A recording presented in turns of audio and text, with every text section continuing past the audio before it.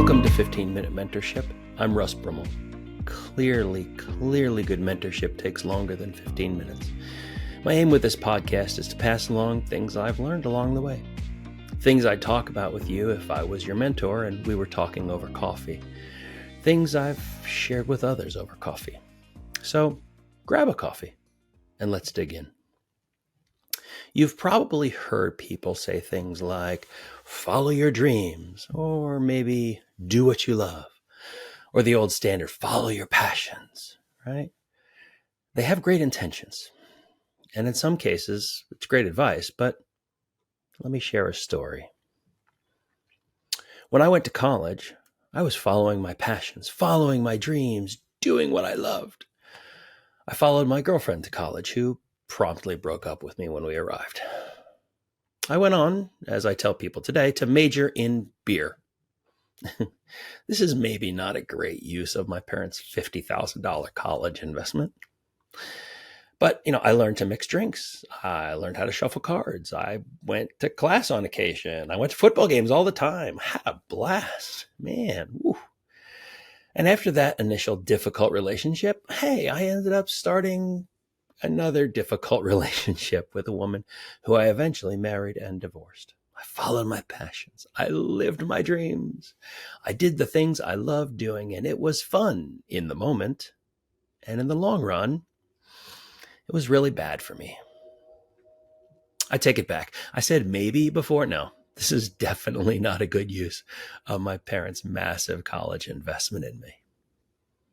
And this may be an extreme example, but I think that following your dreams, following your passions, doing what you love in big things is not always the best advice. Let me share another story. When I came out of college, I got a job working for a large company.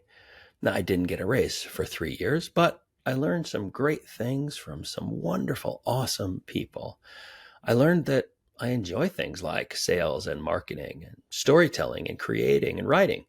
But also I enjoy organizing projects and figuring out large efforts and coordinating teams.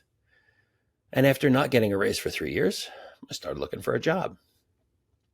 I wanted to follow my dreams, right? Do what I loved, follow my passions. And pretty quickly, I found a great job.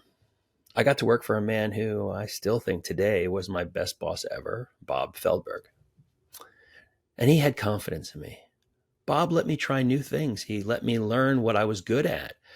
Working for him, I built our company's first website and set up our first email server, technical things that I never would have tried if I hadn't had a boss who had faith in me and, frankly, gave me permissions to learn and to fail. Now, I probably learned more from Bob than I have from any other boss I've ever worked with. And I don't recall him ever really intentionally teaching me or lecturing me about anything. Now, he had a way of explaining how the world worked.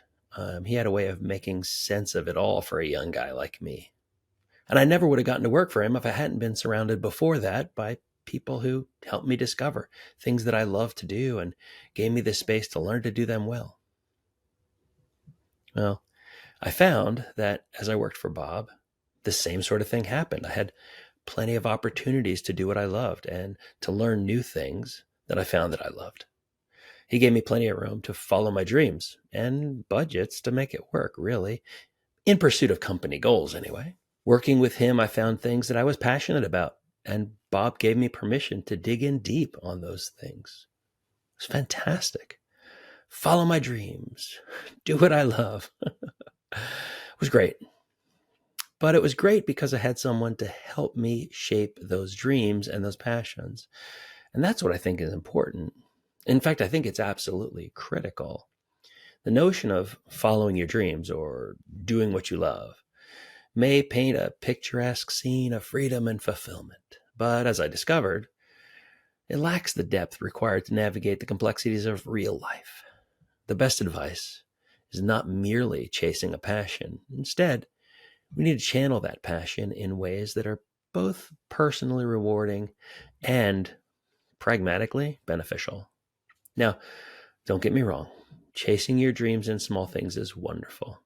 Have a passion for travel and learning about other cultures. Use your vacation days wisely, my friend, and see the world. However, day in, day out, it's far wiser to direct your passions in a way that makes chasing your dreams more possible in the long run. I talk a lot about personal and professional growth on this podcast, and my post college work experience taught me this. It's far better to evolve my passions through practical exposure and wise guidance. Just like the guidance I received from Bob, which played a pivotal role in my development, it underscores the importance of mentorship, practical experience in shaping my career and my personal passions. It might just be one of the reasons this podcast exists. Mentorship, as illustrated by my time with Bob, is a cornerstone for you to build up. Mentors can provide insight. They can open doors to new opportunities and offer the frank kind of constructive feedback that's crucial for growth. Their role in helping to shape and direct passions shouldn't be underestimated. They can see potentials where others can't, and they can offer ways to help us harness our strengths more effectively. So find one or two and spend more than 15 minutes with them, even though this podcast only takes 15 minutes. But let's take that one step further. Lifelong learning is important to me. I hope it's important to you. The world is constantly changing with new technologies and cultural shifts happening all the time. If you follow your passions, you may never learn anything new.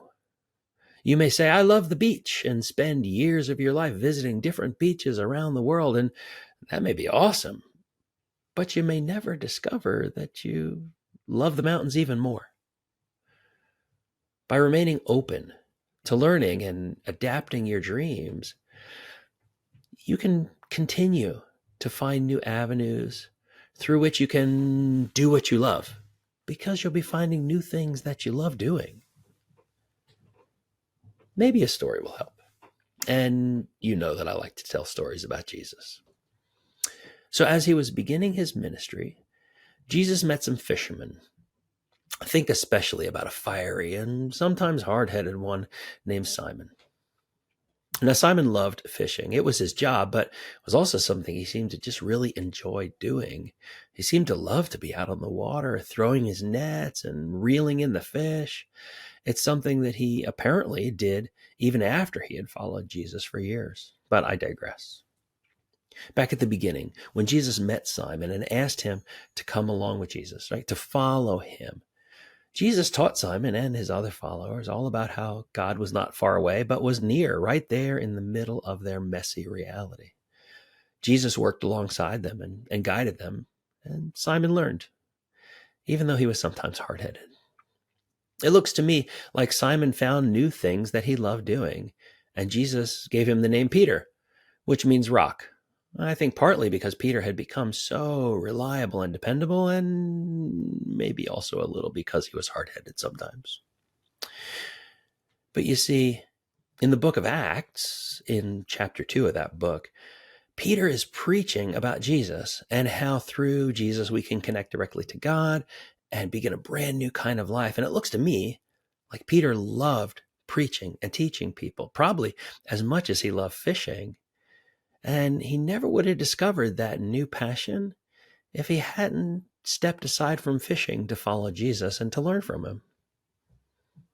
Now, I think follow your passions is fine, but exploring new passions is better. And I want to think about it even a step further than that. One thing that Bob Feldberg helped me do was to cultivate new passions. I had a technical bent when I started working for him, but I hadn't done much with it practically. My favorite classes in college, the ones I always managed to get to anyway, were technical ones. I loved physics. I really loved my computer science classes. For a few years after college, I hadn't really put them to use. But Bob encouraged me to write code, to install server software, to run network cables, and build new technical things. He helped me cultivate those seeds that school had planted and to get them to blossom into new things that I found I really loved doing. In fact, when I moved on from working for Bob after many years, I started my own business where I wrote code. I built servers. I did all those technical things that I had grown to have a great love for. I could follow my passions into a new business venture because they had been cultivated from the sprouts that had developed earlier into something wonderful and fulfilling. So, where does that leave us? Follow your passions is a sound piece of advice, for sure, if you take it the right way. In small things, go for it. Do what you love. Enjoy laying on the beach or trying new wines or meeting new people or painting or writing or whatever. Be careful, because overdoing what you love can be self-destructive. Lay on that beach all day, every day, and you may cause yourself some problems. So it's better, I believe, to channel your passions into things that are good for you and good for others. And don't stop with your first dreams. No, learn new things, try something different, and you may just find that exploring your passions leads you to new things that you love and you're even more passionate about. Having someone to help you along the way on your explorations is a great idea. That's mentorship of more than the 15-minute variety. And with mentorship, cultivate your passions. Don't just follow them blindly. Maybe that first dream was a small seed that can grow into something amazing. Maybe that thing you loved at first is just the starting point on a grand journey. This journey of following your dreams, it's ongoing, it's ever evolving. It demands not just passion, but persistence. Not just love, but longevity. You think that maybe it's too late for you? Maybe this is a great idea, but Russ, you do not know what I've been through. I can't possibly think about following my dreams. No way. Well, I'll leave you with this quote from prolific author and theologian C.S. Lewis. You are never too old to set another goal or dream a new dream. I pray this time together has given you permission to explore some new passions and to cultivate some new dreams. Thanks for tuning in and for giving your precious attention to me. I'd be honored to have you share your thoughts, your experiences, or suggestions for future episodes. Go to 15mentor.com, 15mentor.com, and you'll find plenty of ways to do just that. In your podcast player or on YouTube or wherever you found this, subscribe, like, follow, click the thumb, swipe right, click the giraffe, I don't even know. Do whatever you do to get more episodes. Invite a friend out for coffee and tell them about this. Tell your barista too. Post about us on social media. Share a link to this episode or point people to 15mentor.com and encourage them to go on this journey with us. Feel free to find me on the socials if you want. Just spell out my whole name and there you are. I'm pretty easy to find. Thank you so much for sharing this time with me. I'll see you next time.